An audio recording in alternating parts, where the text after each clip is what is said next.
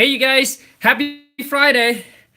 I'm changing the scenery a little bit today. I'm moving over to my wife's desk instead of my desk. Hopefully we get a little bit better lighting and better connection. So let me know if you're on. Drop me a comment. We're doing another Deal Friday story. I think this is number 16. I don't know why I put up 6.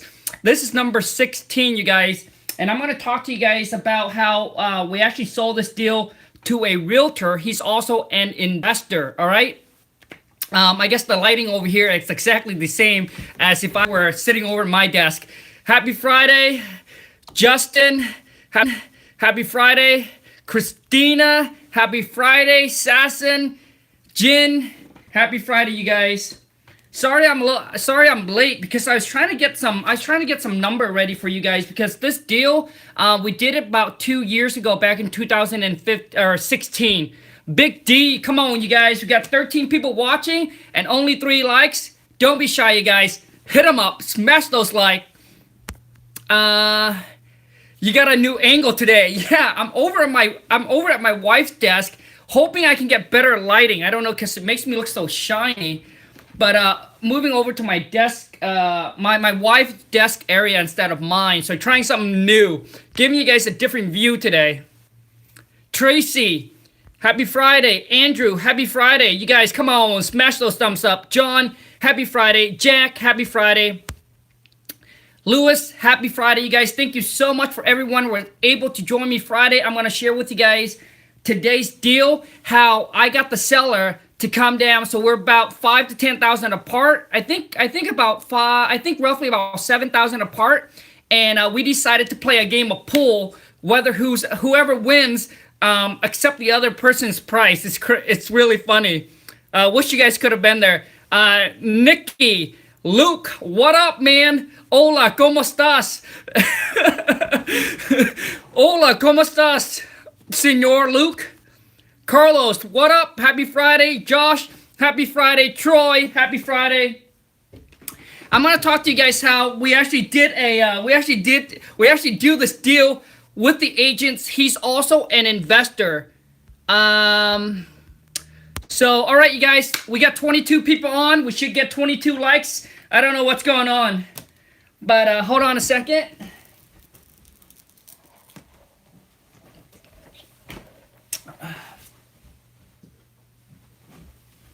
Sorry about that. Gotta get my tea. Sean Johnston, happy Friday, dude. I'm giving I think it's TR Investment. You gotta drop me a comment. Let's hook up. Let's get you on the show. Let's get you share your stories and your first wholesale deal story, man. How do you guys like the wholesale deal story that we did yesterday? Hope you guys enjoy that. But anyways, you guys, let's get going here. So this deal here, we actually did it back in 2016. So that's why I was late, because I was trying to pull all these numbers, because I just don't want to throw you guys some random numbers. So you guys, so I'm going to do the best I can to remember the exact story. So this deal come off of probate. So the seller got one of our letter, and his wife just recently passed away a couple months ago. And he's in his 70s, and the house now is obviously way bigger than what he needed. So he wants to sell, downsize, and move closer to his kid. But actually, when I was talking to him after we're done, he's actually going to sell it and move into the woods.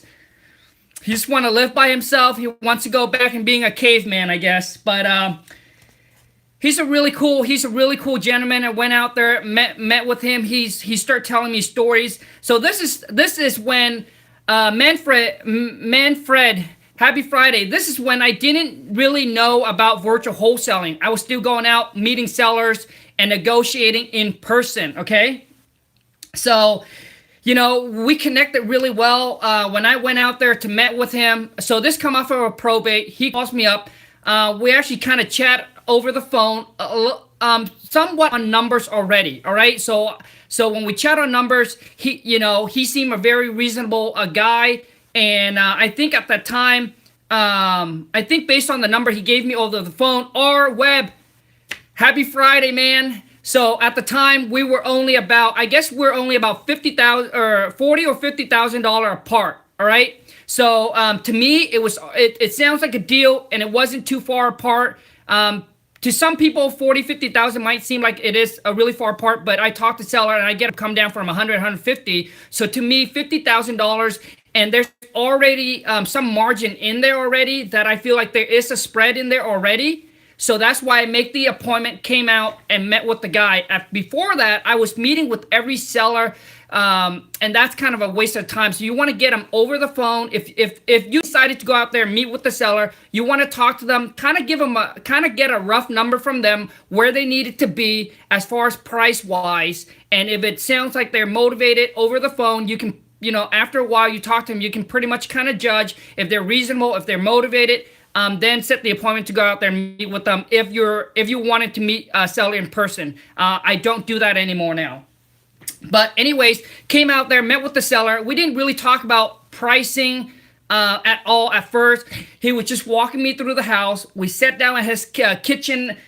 We sat down at his kitchen table, and then he was just start telling me stories and asking me, and I start telling him my stories. And I was just being really, I was pretty much telling him almost my whole life story, but making it really short. So he's like, where you were originally from, are you married, you with kids, etc. So I would just start telling him my stories. Then he started telling me about, his stories and the war, and then how his wife passed away, and yada, yada, yada. And then we connected, and then we bonded, we connected on the first day. I think on the first day we didn't, we pretty much didn't come to, we didn't pretty much. I just want to make sure. I just want to make sure I tell the story correctly here. So on the first day, we pretty much kind of chat a little bit. I went out there, and then we also played a game of pool. All right, he has a pool table on the second floor. We played a game of pool. I think I spent about maybe an hour with him or so, and then. And then after the game of pool, then we sat down back at the kitchen table again. Then we start now talking about the property and what he's looking to get. All right, you guys. So the thing is, my initial when I came out is I just want to build rapport, build the connection, build the relationship, and then let him be the one that tells me, hey, you know what? Let's talk about pricing on the property. And that's exactly what happened. Is we just start talking. We just start, telling each other stories, having fun, playing a game of pool. And then he just said, Khang, it's getting late. Maybe we should start talking about, the property and the house and what you guys looking to offer, etc. So I sat down, chat with him, and over the phone, he wanted about 390,000 or so. 390,000 or so. I got him down to, after we chat, I walk away with the signed contract of 355, and the property's probably worth, at the time, worth about 425 to, at that time, I estimate that the property is going to worth about between 440 to 450. Okay, 440 to 450. So, and it based on my at the time, as I was walking through the property, it's going to need about $50,000 to $60,000 in work to put this property in perfect condition again. So, anyways, I got the contract signed, came back, start now market the property to all my buyers that I know. So I start I pop it on Craigslist, but didn't put the address.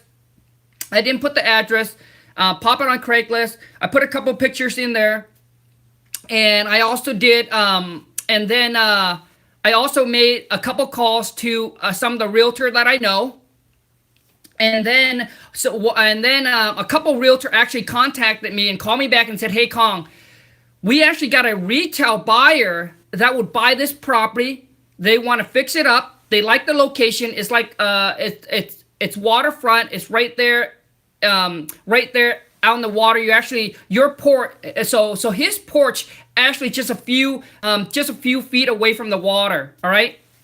So they were going to bring a retail buyer to come in here. So I lock it up for $355. I actually sent it out to them for now. The price that I mentioned, you guys, is the as is value. Okay, I'm sorry. So at the time I estimated 450 was the after repair value, but in the as is condition, it was worth. So according to the agents, as is condition, that property was worth about I think he said 415 to 425. All right, in as is condition, I lock it up for 355. My initial thing I want to make on this was I think we wanted to make 25,000 on this deal. So we sent it out to our buyer. Sorry, I'm just doing here. We sent out to our buyer for $380,000. All right, and the agent came in and said, "Hey, Khang, I might have a retail buyer that have the cash, and they're going to buy the property, they're going to fix it up themselves, and they're going to live in there." All right. So basically a retail buyer, you guys, so the buyers that the agent is saying, they're not investors. They're not looking to buy and flip properties. They just have cash and they wanted to buy, and these are the property that they're looking for. Okay. So anyways, I actually did about 3 to 4 walkthrough on this property. And at the whole time I wasn't there, the agent was there with their buyer. And the reason why, because I trusted this agent. I trust the agents. We actually, he's pretty well known in the area. And I actually did 1 or 2 deal with him already prior to this one. So he went and brought a couple buyers out there. The next thing came back to me was, Khang, my buyer really liked the location, really liked the property, but it probably just might be too much work for them. So he came back with 3 or 4 buyers, and I thought the deal was done because he said, "Hey, I got a perfect buyer for this one. I think that I probably already have this one sold." That's what the agents told me. So I pretty much at the time was excited. So I pretty much stopped marketing, because I stopped marketing the property, knowing I thought that I had a buyer already. All right. So the agent came back and said, "Hey, Khang, my buyer's gonna do some research on it." And then the next day he calls me back and he said, "Hey, it's probably a no-go. It's probably a no-go for these buyers. It needed too much work." So, and I also want to make sure that I tell you guys how long I locked this property under contract for. I actually lock it up for 45 days. Okay, I lock it up for 45 days, and this probably took me, I think it took me about 25 days. After that, another agent contacted me and said, "Hey, Khang, I might be interested in this property for myself." So the agents here contacted me and said, "Hey," because he heard it from another agent that I had this deal under contract. So he contacted me and said, "Hey, Khang, this deal," because he actually lives just a few blocks away from this property, and he knows the area really, really well. And he figured that he probably could sell this property for, just clean it up, and he was just going to spend about maybe $5,000 or $10,000, paint it, clean it up a little bit, and he was going to sell for about $425.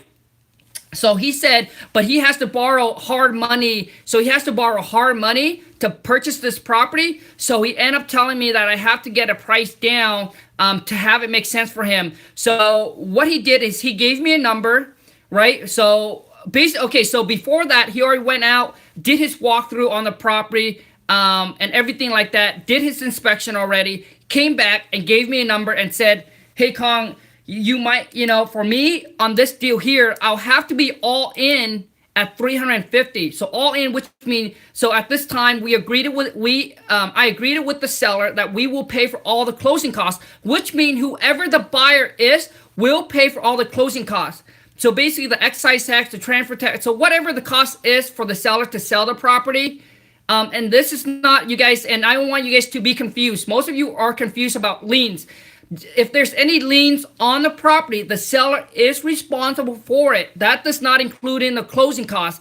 And the title company or the attorney will take care of it. So they basically, at the time of closing or before closing, they'll have to let the seller know that, hey, there's some liens on the property that needed to be paid off before we can close on this property. So which mean at the time, if they have any liens, the amount that the seller's going to get have to be so it has to be reduced or I'm sorry. So basically, their proceed, their net proceed, some of that money has to come out to pay for the liens if there is any liens on the property, and that's going to be the seller responsibilities unless agreed upon. All right.